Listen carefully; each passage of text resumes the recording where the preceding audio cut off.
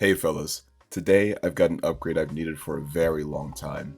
For those of you who've been around for a while, I've always recorded on an Akaso Brave 7 LE, but I've had two of them go down on me due to an issue with the battery port, which I'm still not sure what caused it in the first place.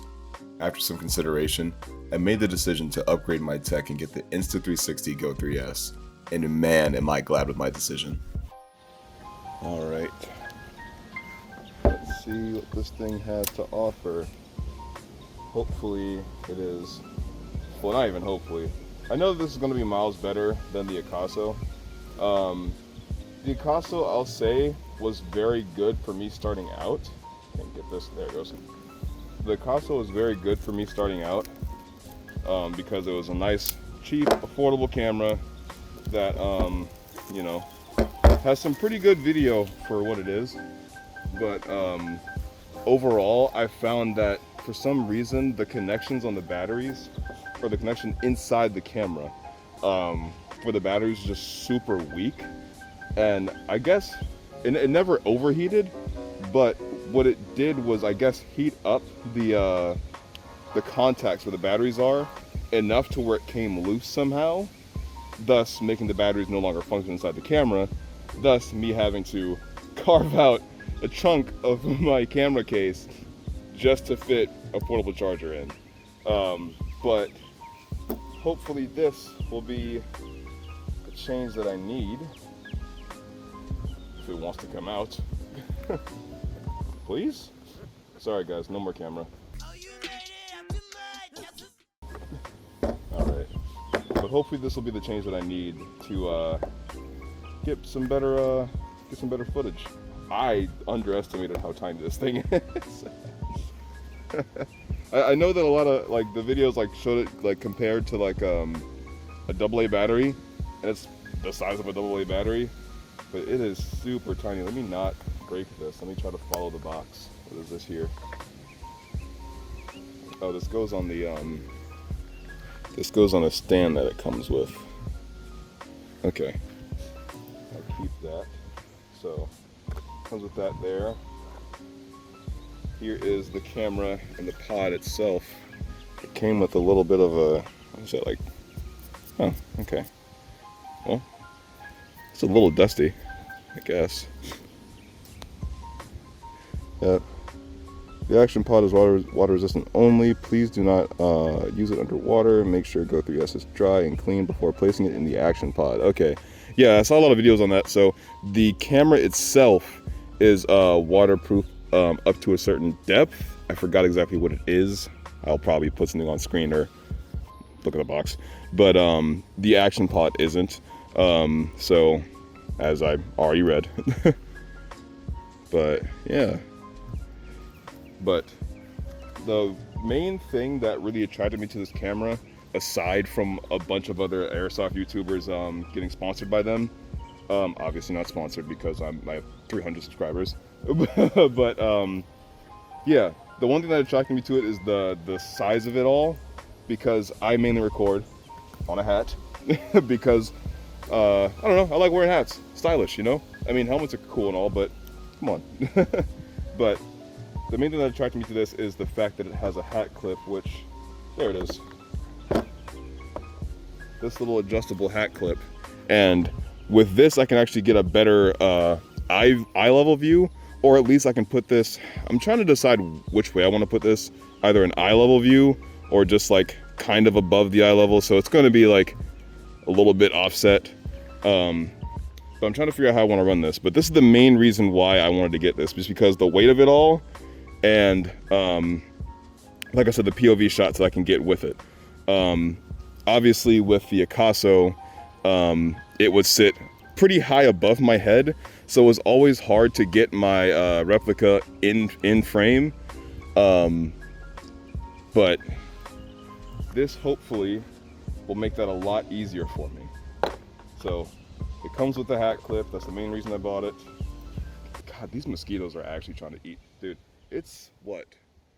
It's like a little bit early into October. These mosquitoes are trying to kill me. It's already like, I don't even know how cold it is outside, but it's decently chilly. I wish they were gone by now. My bad. But this is the magnetic pendant. So this is for the camera to slap right onto. For airsoft use, I'm probably not going to be using this, but I guess it would make for a cool like body cam footage type thing.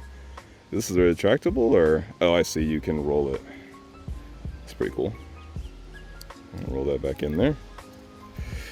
So there's that, and then you have this standing mount. I'm pretty sure I'll be able to use this on the phone mount that I'm using, because it also has this little insert that I can put this onto. So I'm pretty sure I can use these on the phone mount that I'm using right now.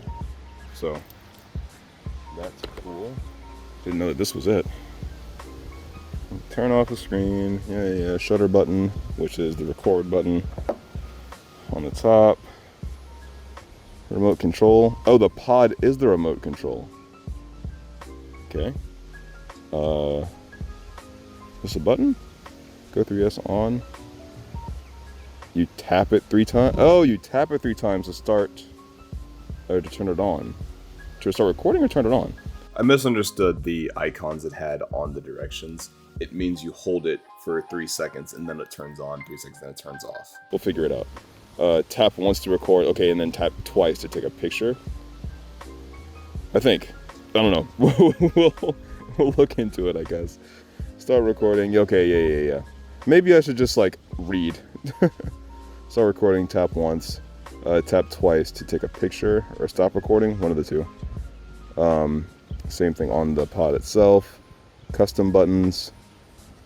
I did see that you can customize the gestures or like the taps you can do onto the camera itself. Obviously, you can do that through the Insta360 app. That's cool. That's cool. I mean, well, let's go and try to get into this thing. Let's try to get familiar with it. Go ahead, peel off this stuff. Okay, that's always fun.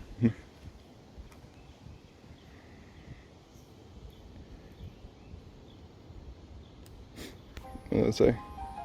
Press and hold the button when removing the Go 3S. So press and hold this to remove it. And what does all this say? Please ensure before used. Why the camera dissipates with heat? No, it dissipates heat. Whoop. Yeah. Okay, sick. Take that off. Alrighty. Alright guys, I really wanted to continue this video outside, but these mosquitoes are actually just trying to eat me alive, so I'm just going to take everything back inside. Good lord. And since I got it from the website, it came with a free gift, that is the free traveling case. Once you get it charged and opened up, it'll take you through the initial setup process, which requires you to select your language and download the mobile app to activate the camera.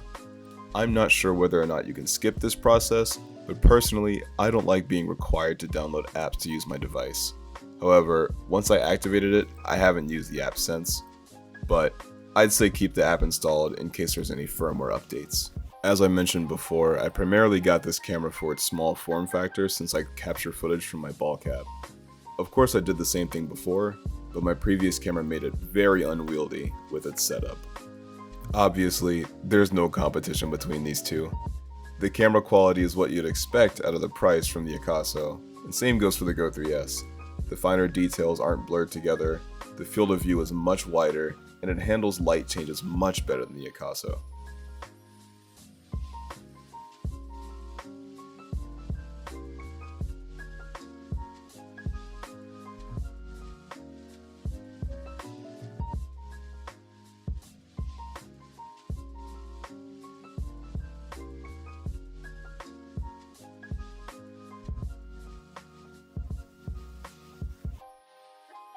I always record at 1080p to maximize my storage and battery life, but you can choose from 1080p, 2.7K, and 4K. Note that 4K will be capped at 30 FPS. The one minor gripe that I have is the mic quality. I found stereo to be the best sound setting for me, but I'll roll some footage so you can hear the differences. Alright. Already you can see well in front of me too. Let me see.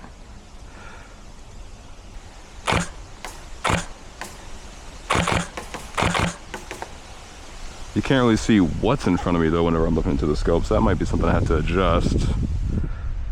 when I'm on the red dot, obviously you can see over it. But when I go into the scope, all right, different sound setting. We're on stereo now. Let's see the angle. This is a different angle as well. A lot more centered. Dry. Gas. Double feed.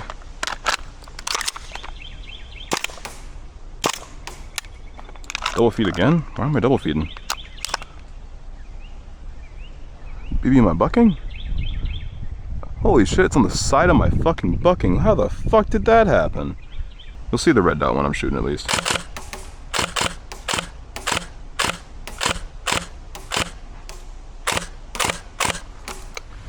Alright, so now we're testing on direction focus for the sound setting. Nothing is inside the trigger box.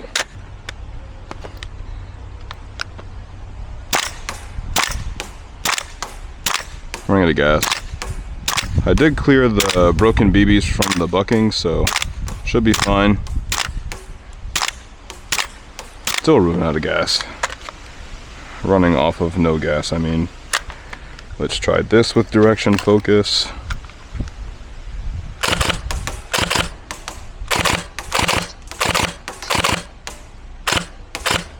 It's not really windy right now, so I can't really get a test of the wind reduction, but yeah, those are the only 3 sound settings.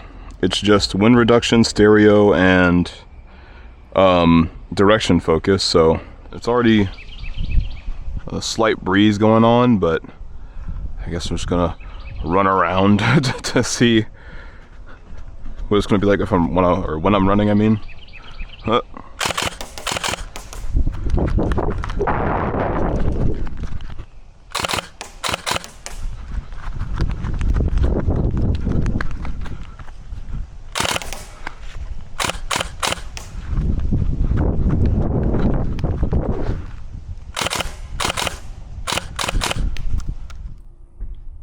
So now we're going to test it with the wind muffle.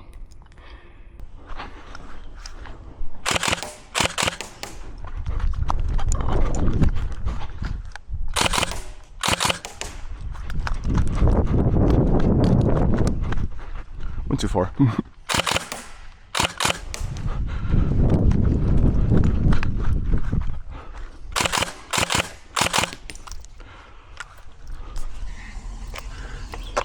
So those recordings were on stereo. We're going to try it with wind reduction along with the mic wind muffle. It's not on. There you go. Missed it.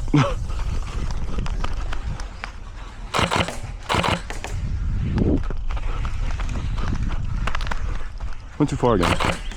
Wasn't paying attention. I saw something on the road.